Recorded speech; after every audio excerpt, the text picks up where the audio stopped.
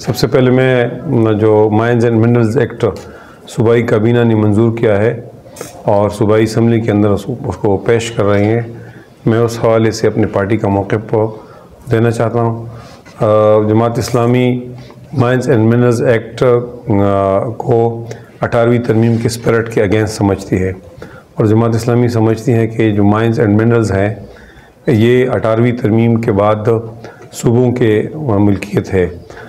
इसमें दो किस्म के मिल्कियत है, एक लोगों की ज़ाती प्रॉपर्टीज़ हैं और इस पे लोगों को सरफेस रेंट मिलता है और दूसरा इसका रेवेन्यू जो है वो सूबे को मिलता है। इसलिए जो अमेंडमेंट्स प्रपोज्ड जो नया बिल लाया जा रहा है जो 139 पेजेस पे मुश्तमिल है, ये बिल सूबाई खुद मुख्तारी की भी ख़िलाफ़ है और इसमें कुछ ऐसी शिक़ें रखी गई है जिसके नतीजे में एक तो स्ट्रेटिजिक मिनरल्स का जिक्र किया गया है कि ये मरकज़ का डोमेन होगा। अब स्ट्रेटिजिक मिनरल्स की तफसीलात नहीं है कि स्ट्रेटिजिक मिनरल्स क्या चीज़ है। दूसरा ये कि हुकूमती कंपनीज़ का जिक्र किया गया है कि उनको बड़े जो लीज़ है वो उनको ग्रांट होंगे। हुकूमती कंपनीज़ के अंदर बड़े बड़े जो कॉरपोरेशंस है वो भी हो सकती है, NLC भी हो सकती है, FWO भी हो सकती है। और जो सबसे इसमें ख़तरनाक बात है वो ये है कि ये लीज़ जिस टर्म के लिए अवार्ड की जाती है उसका कोई लिमिटेशन नहीं है, इसलिए इनडेफिनेटली अवार्ड की जाएगी। जो चौथा ख़दशा है वो ये है कि माइंस एंड मिनरल्स एक्ट के नतीजे में हुकूमत को ये इख्तियार मिलता है कि जहाँ ये स्ट्रेटिजिक मिनरल्स और दीगर मिनरल्स एक्सप्लोर होते हैं उस पूरे इलाके पे ये कब्ज़ा करेंगे।